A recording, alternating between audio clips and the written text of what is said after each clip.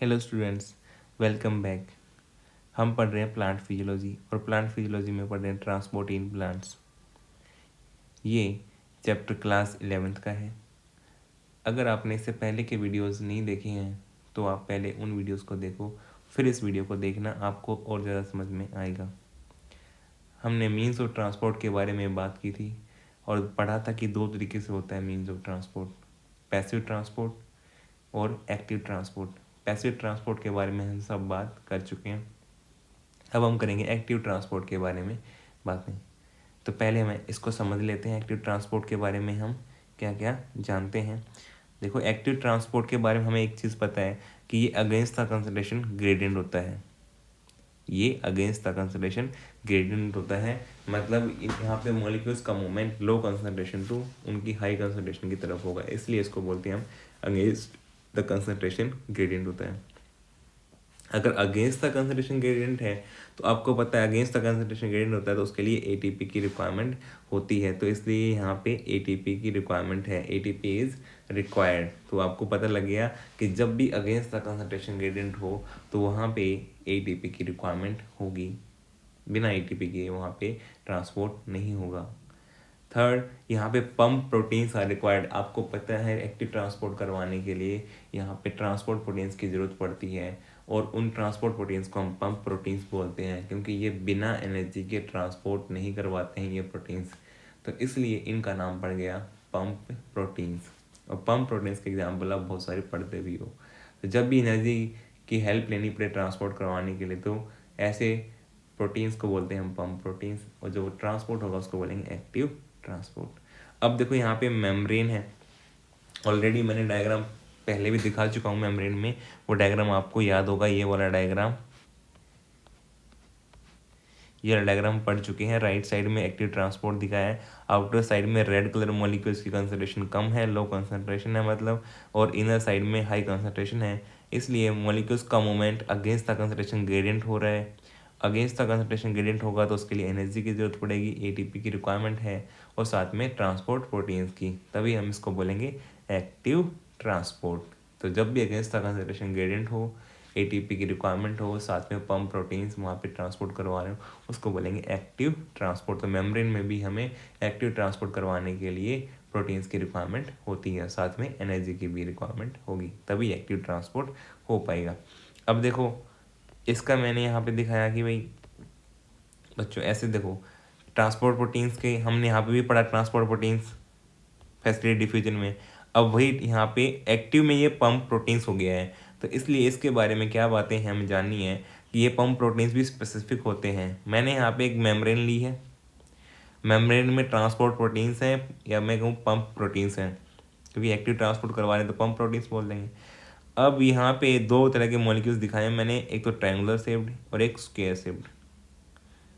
अगर हम यहाँ पे देखें तो यहाँ पे स्क्वायर शेप्ड, अगर ये आउटर साइड है ऊपर वाली और इसके नीचे वाली इनर साइड है, तो स्क्वायर शेप्ड बाहर कम है, लो कंसंट्रेशन है, अंदर ज़्यादा है।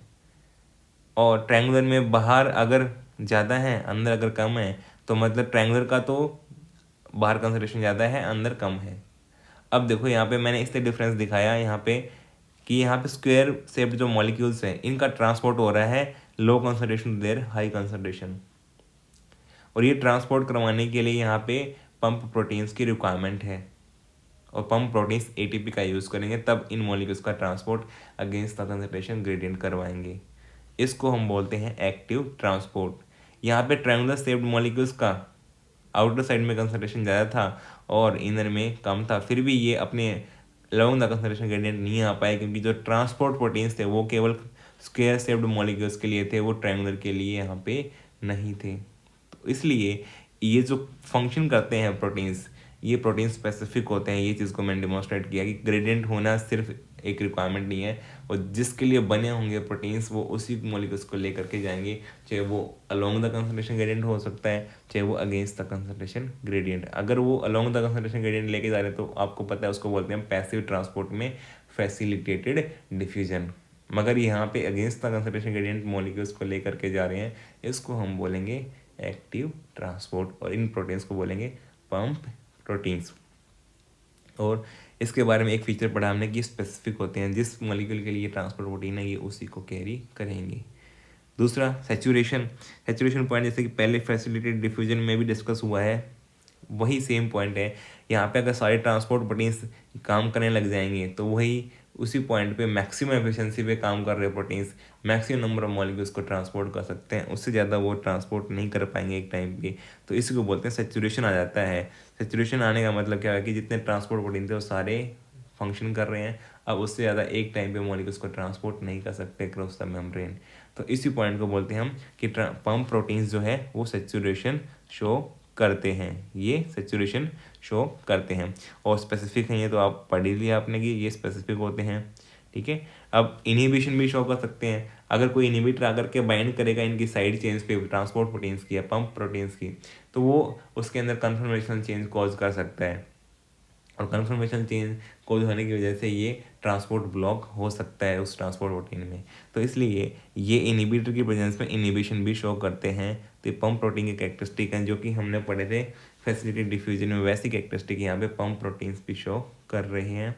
स्पेसिफिक होते हैं, सैचुरेशन शो करते हैं एंड इनहिबिशन शो करते हैं। तो इस डायग्राम से हम डिमॉन्स्ट्रेट कर सकते हैं कैसे एक्टिव ट्रांसपोर्ट के अंदर पंप प्रोटीन्स ट्रांसपोर्ट करते हैं और कौन से फीचर वो शो करते हैं। अब देखो एनसीईआरटी में इसके बारे में क्या लिखा है ये पढ़ते हैं। अब एक्टिव ट्रांसपोर्ट, हम इसी के बारे में बातें कर रहे हैं, एक्टिव ट्रांसपोर्ट के बारे में।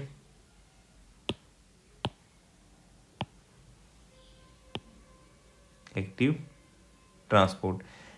Transport uses energy to transport and pump molecules against a concentration gradient. ये मॉलिक्यूल्स का ट्रांसपोर्ट करता है, उनको पंप करने के लिए कंसंट्रेशन ग्रेडियंट के अगेंस्ट जो है एनर्जी का यूज़ करता है। तो ये बात साफ साफ लिखी हुई, एक्टिव ट्रांसपोर्ट में एनर्जी का यूज़ होता है और molecules against concentration gradient move करते हैं। दोनों फीचर यहाँ पे डिस्कस हो गए। Active transport is carried out by specific, ये किसके द्वारा कैरी किया जाता है? स्पेसिफिक मेम्ब्रेन प्रोटीन्स यहाँ पे रोल प्ले करते हैं, इसलिए एक्टिव ट्रांसपोर्ट होता है, क्योंकि वो दूसरे मॉलिक्यूल्स को कैरी नहीं करेंगे। जिसके लिए वो प्रोटीन्स ने चैनल बनाया वही मॉलिक्यूल वहाँ से अलाउ होगा, दूसरे अलाउ नहीं होंगे, इसलिए इनका नेचर कैसा होता है? स्पेसिफिक होता है फंक्शन करने में। Hence different proteins in the membrane plays a major role in both active as well as passive transport. इसलिए प्रोटीन्स का रोल हमने पैसिव ट्रांसपोर्ट में जब फैसिलिटेटेड डिफ्यूजन पढ़ा तब भी पढ़ा था, और यहाँ पे आगे पढ़ा एक्टिव ट्रांसपोर्ट में, तो इनको बोल दिया हमने पंप प्रोटीन्स। देखो अब pumps are proteins that use energy to carry substances across the cell membrane. ये एनर्जी का यूज़ करते हैं सब्सटेंसेस को अक्रॉस द मेम्ब्रेन मूवमेंट करवाने के लिए, पंप प्रोटीन्स इसलिए हमको बोलते हैं। These pumps can transport substances from a low concentration to a high concentration, और ये मॉलिक्यूल्स को लो कंसनट्रेशन से उनकी हाई कंसनट्रेशन की तरफ मूवमेंट करवा सकते हैं, इसलिए हम एक्टिव ट्रांसपोर्ट को अपहिल ट्रांसपोर्ट भी बोल देते हैं। तो इसका दूसरा नाम हो गया अपहिल ट्रांसपोर्ट। जब भी बात आए तो आप उसको समझ जाना कि एक्टिव ट्रांसपोर्ट की बात हो रही है। Transport rate reaches A maximum when all the protein transporters are being used or are saturated। अगर ट्रांसपोर्ट रेट मैक्सिमम कब होगा? ट्रांसपोर्ट रेट जब सारे प्रोटीन ट्रांसपोर्टर जितने भी होंगे, जैसे मैंने मेम्ब्रेन में दिखाया 4 थे वहाँ पे, तो अगर 4 एक साथ काम कर रहे हैं तो वहाँ पे सैचुरेशन आ गया है, मतलब सारे ट्रांसपोर्ट करने वाले प्रोटीन्स काम में लग गए हैं, अब एक कोई भी फ्री नहीं है और वो मैक्सिमम एफिशिएंसी पे काम कर रहे हैं।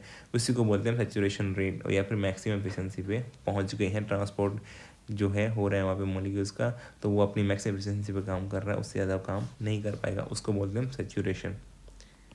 Like enzymes, the carrier protein is very specific in what it carries across the membrane। जैसे कि एंजाइम स्पेसिफिक होते हैं ना अपने काम करने में, और एंजाइम्स भी प्रोटीन्स के बने होते हैं, तो इसलिए यहाँ पे जो ट्रांसपोर्ट प्रोटीन्स है वो भी प्रोटीन्स के बने हैं, तो वो भी स्पेसिफिक होते हैं अपना जो काम कर रहे होते हैं, और उसी के लिए जिसके लिए बने होंगे उसी को कैरी करेंगे, दूसरे को अलाउ नहीं करेंगे। These proteins are sensitive to inhibitors that react with protein side chain, और ये इनहिबिशन भी शो कर सकते हैं, मैंने बताया है आपको, क्योंकि इनहिबिशन इसलिए शो करते हैं ये, जब इनहिबिटर आएगा तो उनके अंदर कन्फर्मेशनल चेंज कॉज कर सकता है, तो इसलिए ये इनहिबिटर की प्रेजेंस में इनहिबिशन भी शो करते हैं। तो ये तो था एक्टिव ट्रांसपोर्ट के बारे में जो इम्पोर्टेंट बातें हमें याद रखनी है।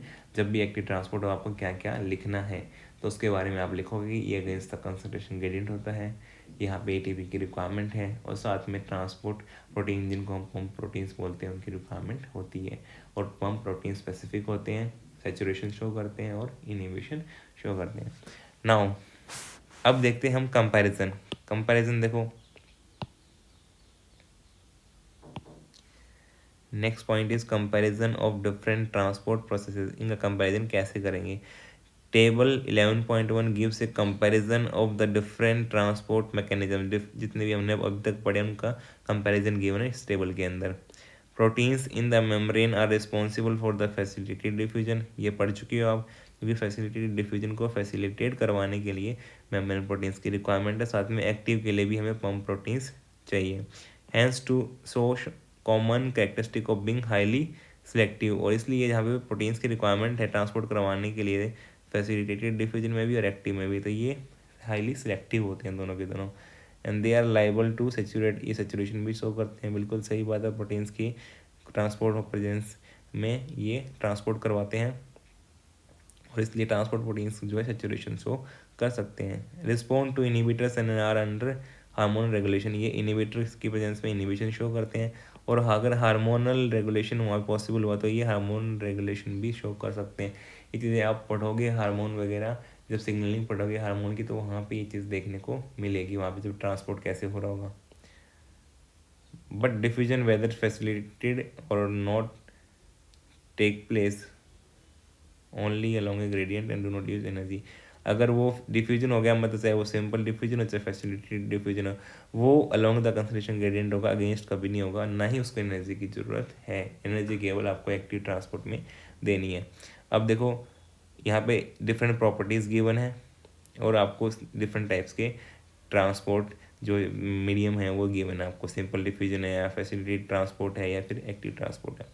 अब देखो रिक्वायर स्पेशल मेम्ब्रेन प्रोटीन, ये आपको पता है सिंपल डिफ्यूजन में किसी मेम्ब्रेन प्रोटीन की रिक्वायरमेंट नहीं होती है, मॉलिक्यूल डायरेक्टली क्रॉस करते हैं, तो यहाँ पे क्या आ जाएगा, यहाँ पे नो, तो सिंपल डिफ्यूजन में क्या आ जाएगा नो, तो यहाँ पे रिक्वायरमेंट नहीं है। फैसिलिटेटेड ट्रांसपोर्ट में यस, यहाँ पे रिक्वायरमेंट है, ट्रांसपोर्ट प्रोटीन के बिना ये नहीं होगा। और एक्टिव ट्रांसपोर्ट में भी आपको पता है पम्प प्रोटीन्स होते हैं, उनके बिना भी यहाँ पे ट्रांसपोर्ट नहीं होता है। हाईली सिलेक्टिव, सिलेक्टिव कौन सा है, जहाँ पे ट्रांसपोर्ट प्रोटीन्स हैं वहाँ पे सिलेक्टिविटी भी प्रेजेंट होगी। जैसे कि सिंपल डिफ्यूजन में कोई भी ट्रांसपोर्ट प्रोटीन की रिक्वायरमेंट नहीं है, तो ये सिलेक्टिव भी नहीं होता। जबकि फैसिलिटेटेड डिफ्यूजन क्या है आपको पता है, ट्रांसपोर्ट प्रोटीन की हेल्प से होता है, तो ये सिलेक्टिव होता है। और एक्टिव ट्रांसपोर्ट में भी पम्प प्रोटीन होते हैं, इसलिए ये सिलेक्टिव होता है। ट्रांसपोर्ट सेचुरेशन कहाँ होगा, जहाँ पे ट्रांसपोर्ट प्रोटीन्स की रिक्वायरमेंट होगी वहीं सेचुरेशन भी शो करेंगे। सिंपल डिफ्यूजन में कोई ट्रांसपोर्ट प्रोटीन की रिक्वायरमेंट नहीं है, तो ये सेचुरेशन शो नहीं करता। फैसिलिटेटेड ट्रांसपोर्ट में सेचुरेशन शो करेंगे क्योंकि यहाँ पे ट्रांसपोर्ट प्रोटीन्स हैं, और एक्टिव ट्रांसपोर्ट भी सेचुरेशन शो करेगा, यहाँ पे भी पम्प प्रोटीन्स प्रेजेंट होते हैं। अपहिल ट्रांसपोर्ट, अगर अगेंस्ट द ग्रेडियंट हो रहा है तो उसको बोलेंगे हम अपहिल ट्रांसपोर्ट। तो अपहिल ट्रांसपोर्ट में देखो सिंपल डिफ्यूजन तो डाउन हिल होता है, फैसिलिटेटेड ट्रांसपोर्ट भी डाउन हिल होता है, ये अपहिल नहीं होता, ये अलॉन्ग द ग्रेडियंट होता है। केवल active transport he against the gradient होता है, इसलिए इसको हम बोलते हैं uphill transport. Requires ATP energy, जहाँ पे अपील होगा वहीं पे एटीपी की या एनर्जी की जरूरत पड़ेगी। तो सिंपल डिफ्यूजन में एनर्जी की जरूरत या एटीपी की जरूरत नहीं होती, ना ही फैसिलिटेटेड ट्रांसपोर्ट में एनर्जी की रिक्वायरमेंट होती है, केवल एक्टिव ट्रांसपोर्ट में ही एनर्जी की रिक्वायरमेंट होती है। तो इसलिए हम कह सकते हैं कि जहाँ पे भी एटीपी की जरूरत है उसी को हम बोलेंगे अपहिल ट्रांसपोर्ट। बिना अगर एटीपी एनर्जी की हो रहा है ट्रांसपोर्ट, उसको बोलेंगे हम पैसिव ट्रांसपोर्ट। और पैसिव ट्रांसपोर्ट के दो टाइप हमने पढ़े, simple diffusion and facilitated diffusion या ट्रांसपोर्ट। तो हमने यहाँ तक कंपैरिजन भी पढ़ लिया इसके बारे में। यही बातें हमें पढ़नी थी आज, कि हमें एक्टिव ट्रांसपोर्ट कंप्लीट करना था और साथ में comparison of different transport processes. अब उम्मीद कर रहा हूँ कि आपको मीन्स ऑफ ट्रांसपोर्ट समझ में आ गया होगा। आप इन वीडियोस को देखो, बार बार देखो, बार बार उनको रिवाइज करो, फिर जाकर के आपको बहुत अच्छे से याद भी हो जाएगा और आप उसके बारे में रिटेन भी कर पाओगे। तो आपके नीट के एग्ज़ाम में यहाँ से एक क्वेश्चन बनता है, एक क्वेश्चन ज़रूर आता है यहाँ तक, मीन्स ऑफ ट्रांसपोर्ट तक एक क्वेश्चन आपको ज़रूर दिखेगा एग्ज़ाम के अंदर। तो आप इस टॉपिक को अच्छे से पढ़ लें, यहाँ से एक क्वेश्चन आना मतलब बहुत बड़ी बात है इतने सेगमेंट से। और ये सेगमेंट आसान भी है पढ़ने में। तो इसलिए इसको आप अच्छे से पढ़ें, वीडियोस को बार बार देखें, आपके कंसेप्ट क्लियर हो जाएंगे। और अगर आपको वीडियो अच्छा लगे तो लाइक करो, साथ में अपने फ्रेंड्स के साथ भी शेयर करो, ताकि वो भी अपना अच्छा स्टडी कंटिन्यूसली कर पाएँ और अपना स्कोर इम्प्रूव कर पाएँ। तो इसलिए आपको जो भी कोई प्रॉब्लम है आप उसको शेयर कर सकते हो, कमेंट कर सकते हो, और अपनी कोई क्वेरी है उसको बता सकते हो। तो उम्मीद कर रहा हूँ कि आपको ये सब अच्छा लगा होगा। और आप अगर चैनल आपने सब्सक्राइब नहीं किया है तो आप उसको भी सब्सक्राइब कर लो, ताकि आपको लेटेस्ट नोटिफिकेशन मिल जाए। Thank you for watching this video. Next video में हम प्लांट वाटर रिलेशन पढ़ेंगे और टाइप्स ऑफ मेम्ब्रेन और टाइप्स ऑफ सॉल्यूशन के बारे में बात करेंगे। तो थैंक यू वंस अगेन।